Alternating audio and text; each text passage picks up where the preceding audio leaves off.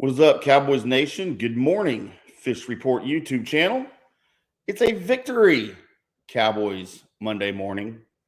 And there's no better feeling than knowing that you went in on a Sunday night to the not so friendly confines of US Bank Stadium. That's a hostile crowd. I don't care if you're a division rival, Packers, Bears, Lions, whatever. That's a hostile crowd up there. It's like going into Las Vegas, the old going into Oakland back in the day. Without your starting quarterback, without your possible league MVP, right? With your backup quarterback who's hasn't thrown a pass in the NFL in over 3 years, has seen very limited game action. We all know the story. And somehow come out of there with a W on Sunday Night Football in front of Al and Chris and everybody watching the game. I mean, that's got to be a great feeling, Cowboys Nation, Fish Nation, Fish Report Nation. By the way, welcome into Hamm for Lunch on the Fish Report YouTube channel. Fish is traveling today. He'll be a little bit in and out. Not sure if we'll have a fish at 6 tonight due to his travel arrangements. Unless he's stuck in an airport somewhere, he'll do it. But I don't anticipate that happening unless something crazy. Of course, everything's going crazy right now with flights, so you never know. But you've got Ham for lunch. We're going to talk some Cowboys because that's what everybody wants to do. Just a few. We'll do some injury updates here for you. And then I had several people throwing at me on Twitter all weekend a trade proposal that, you know what, from the heart, it makes a ton of sense. And I would love to see this happen. From a financial standpoint and from a football business standpoint, I think it's a terrible idea. But we'd love to see this guy here. By the way, you can find me on Twitter. It's right down here at IndyCar Tim. That's me. DSP Media Production, right there. Fish Report on YouTube. Go Dallas Cowboys. This is backward. This really is harder to do than y'all think, looking at the screen. It's harder to do than you think. Yes, the Cowboys go into Skull Nation. Hashtag Skull. Whatever the hell that means, by the way. I had to look that up last night because I didn't know. Apparently, it's of course, a Viking thing. But it's funny that it's not a battle cry or anything. It's a toast. Skull is did you guys know this? That it's a toast. The Vikings did. They held their glasses up, their beer, whatever the hell they were drinking, and they looked around at their buddies and their friends and they said, "Skull!" And they took a drink. So it's a toast. It's not even a battle cry. What are you doing, Vikings? Come up with something good. Skull. I mean, it sounds cool until you really dig in, I guess. I was a little disappointed to find out what that meant. By the way, Skull Nation calling for the head of Mike Zimmer now. As he's been up there for a long time. Former Dallas Cowboys defensive coordinator, friend of the show, friend of Fish. We don't wish anything bad to happen to him, but it is football. It is a business. And he has been there for a very, very long time. And it does not appear that they are able to ever get over the hump with him with any playoff success. Now, I realize he hasn't had the greatest teams, hasn't been given the greatest quarterbacks. Right now, of course, he's dealing with Kirk Cousins, who the Cowboys own, by the way. Kirk Cousins' futility in primetime football games, was he have one win? I think it was against the Cowboys at one time, but I think that's it for his career. As it sounds like my coffee's ready. But hey, a win is a win, and it's got to feel good to know that you went in with Cooper Rush and you walked away. You obliterated the Vikings' attempts at stopping your team. Now, we knew the Vikings were going to stack the box, stop the run, bring pressure. You got to stop Zeke. You got to stop Pollard. And they did that, right? Zeke and Pollard did not have a great game. Zeke, 16 carries, 50 yards. That's an average of 3.1. Pollard had 7 carries for 26 yards. That's an average of 3.7 yards per carry. They stopped the run. But Cooper Rush said, you know what? That's cool. Stack that box. Bring the blitz. I got this. And Cooper Rush lights him up. 24 of 40, 325 yards. That's 8.1 yards per attempt. 2 touchdowns, 1 interception in his very first NFL start. Matching, by the way, I don't know if you guys knew this or not. If you watched the Jets and the Bengals, that was a huge upset. Mike White, the quarterback of the Jets, getting his first NFL start. Former Dallas Cowboy draft pick. I don't know if you guys remember him being in camp for a couple of years, but he absolutely was. And he gets his first win in a brilliant performance over a much better team than the Vikings against the Bengals. None of us saw that coming. But Cooper Rush played the team that was put in front of him on the field, performed admirably. Will he have to do it again next week? Man, I don't know. I'm really hoping. I'm hoping not. We don't know what the injury report will be for Dak throughout the week. Pay attention to CowboysSI.com as well as this video channel. I'm sure Fish and all of us will have all the updated information for you. We'll look at the Wednesday and Thursday practice reports pretty intently and to see what happens there. I really hope this doesn't go another week. But you know what? If it does, we got Cooper Rush. I guess that's a thing now that we can say. I don't know. As far as other injuries out of the Minnesota game, one quite serious in Jabril Cox. He will have an MRI today. He is on crutches today. And, man, that sure looked like an ACL. You know, if it's not, I will be shocked. But number 14 is done for the year, I think, boys and girls. But we'll look at that for sure. That's the most serious.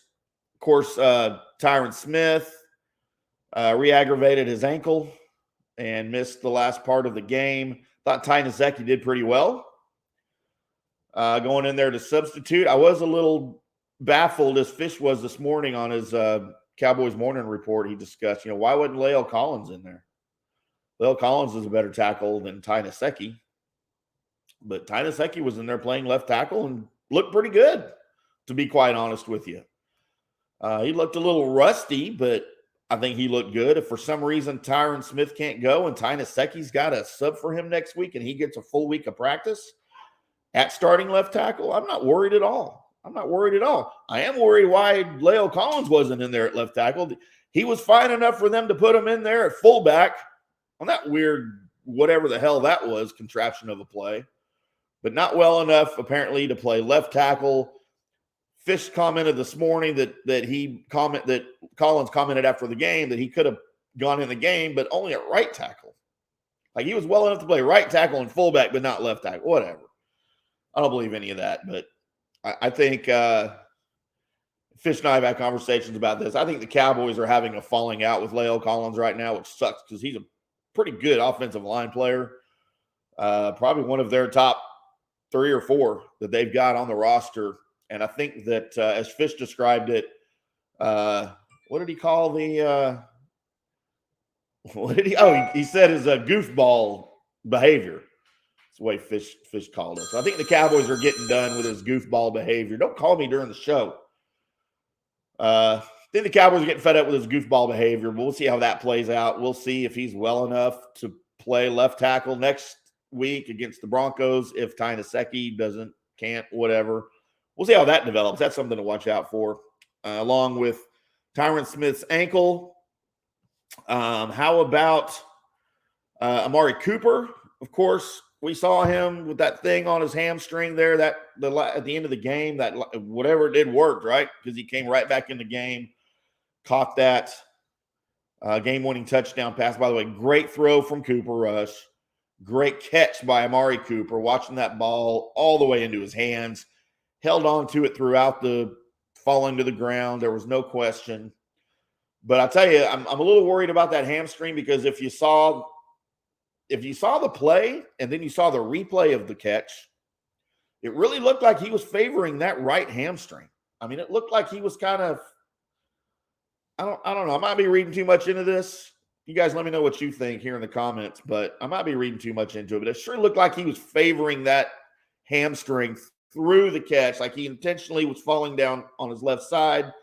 And then even when he got up, he wasn't so much limping, but man, it sure looked like he was favoring that. So let's keep an eye on that to see if that's not going to be an issue here throughout the week in practice. Again, we'll keep an eye on the Wednesday, Thursday practice reports to see if he's limited or if he is he's a full go. And then really the only other note that we had was Trayvon Diggs. Of course, we saw him get kicked in the ankle late in the game. He sat on the sidelines and looked like he was in some pain. But we'll see. We'll see how that plays out as well. Of course, first game this season, he did not have an interception. The first game this season that he wasn't the defensive story. Who was the defensive story? I don't know who you guys think was the defensive story. I think we got a couple to choose from. We've got Micah Parsons, who balled out last night, maybe more of a factor than he's been in any game this season. Thought he played particularly well. Of course, Randy Gregory, in the absence of DeMarcus Lawrence, he's lighting it up, man. And the Cowboys, God, they need to do something to lock him up at least for the next 3 years, hoping he keeps his head on straight. You know, we saw the penalties late in the game. What really could have been 5 personal foul penalties on maybe one drive. They didn't call the one on Vander Esch, which was maybe one of the most blatant ones out of all of them. Thought the one on Basham was ridiculous. I know radio this morning saying that he drove him into the ground. He was tackling him. Come on. I swear to God, my father, who was a college football player, big fan of the pros, with all this ticky-tack on the quarterback now, he's probably rolling over in his grave somewhere. That just hurts my football heart to see that penalty called. Again, I know you want to protect your quarterbacks. I get it, but at some point you got to let them play football too, or it's no longer football. But yeah, Randy Gregory balled out. Micah Parsons, big factor. And again, you got to like Gregory's passion, his intensity, and you're going to get some of those. You know, those guys are playing so close to the edge, so close to out of control when they're on the field that you're going to get some of those, you know, late hitting them out of bounds. And even those I thought were pretty ticky-tacky, pretty sketchy. Just in my Cowboys fan opinion. If it would have been on the Vikings, I probably would have been like, yep, that's a penalty, you bet. Too bad. But, you know, again, I thought that Zeke played really, really well. We know that the Vikings were planning on stopping the run, and they did. Gave you the stats earlier. But I really thought Zeke was an important part of this game offensively, not because of his stats on the field, but just because of the way he played, picking up blocks, picking up blitzes, catching the ball a little bit. And then, of course, the play on the final drive that gave them the first down, rather than having to kick a field goal to tie the game, Zeke single-handedly split 2 defenders, knocked another one down, and carried another one 3 yards beyond the first down marker there towards the goal line. That really set up that pass to Cooper, from Cooper to Cooper, to win the game. Otherwise, they kick a field goal there, and then who knows what happens in overtime. I mean, you know, the Vikings had done literally nothing offensively since that first drive of the game when they drove 75 yards for that touchdown, that Thielen touchdown, aided by the Diggs pass interference, by the way.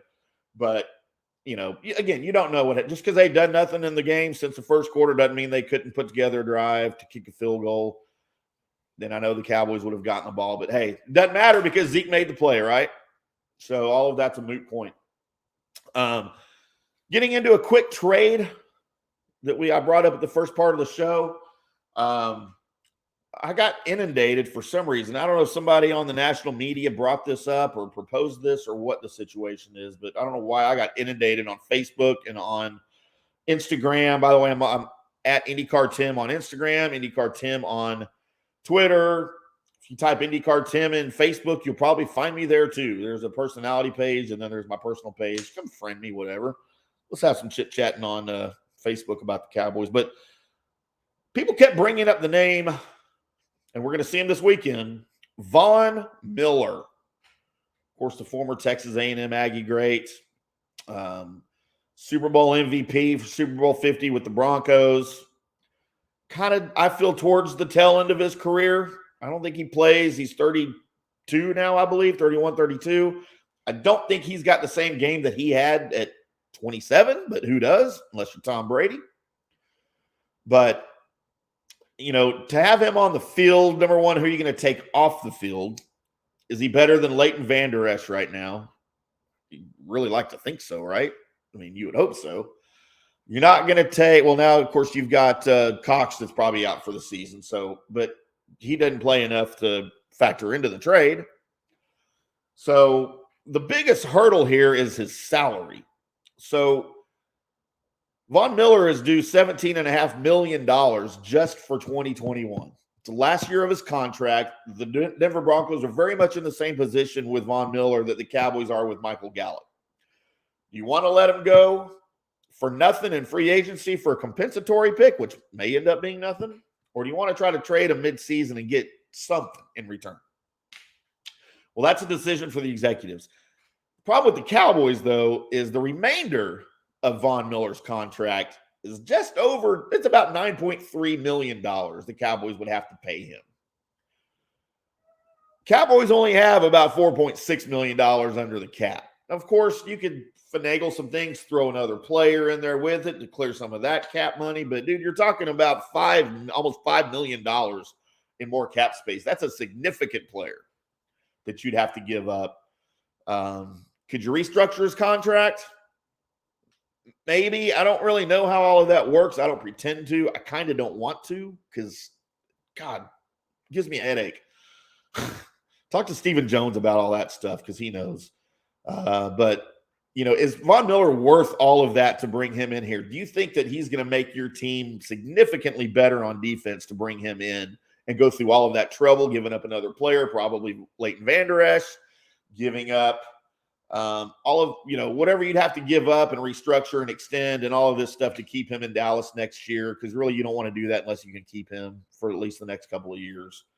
That's an expensive rent-a-player. I'm not saying that's always a bad idea, but, man, that's an expensive rent-a-player right there. So, no, as much as I would love to have Von Miller here, I love Von Miller. I'm an Aggie. Please don't hold that against me.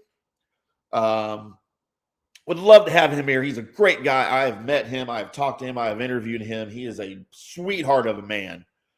Would be great for the community. But football business-wise, it does not make sense. As much as I would love for it to. And trust me, I thought about it long and hard.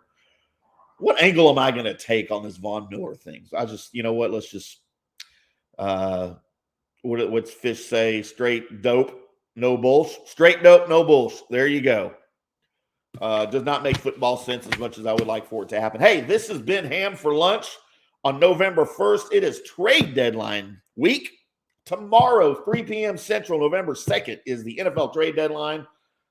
Be watching today. Be watching tomorrow. CowboysSI.com. We've got all of it over there for you. Fish will be back late tonight from Minnesota. He may have his Fish at 6. If not, you know what? I might pop on here and do Fish substitute Hamm for 6. What do y'all think about that? I need to do one of these live videos here, I think, so I can interact with you guys a little bit and give you some more straight dope, no BULLSH. That's going to do it for today. I will be back maybe tonight with some more on the Vikings win, or the Cowboys win over the Vikings, what the Broncos might bring. If we find anything out about Jabril Cox or any of the other injury matters, then we'll bring all that to you right here on the Fish Report YouTube channel. I'm IndyCar Tim. Until tomorrow, stay drunk as whole, and we'll see you.